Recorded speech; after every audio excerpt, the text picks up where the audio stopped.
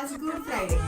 आजच्या दिवशी आमच्याकडे 4 बाळांच्या डिलिव्हरी झाल्यात आणि आजचा स्पेशल व्हिडिओ बाळ आणि बाळाची आजी यांच्यामधला असणार आहे. आपण जाणून घेऊया की आजीचं काय मत आहे जेव्हा त्यांनी त्यांचं बाळ पहिल्यांदा त्यांच्या हातात घेतलं. काय वाटलं तुम्हाला? मला नातू झालाय, मला खूप आनंद झाला त्याला हातात घेऊन. सगळे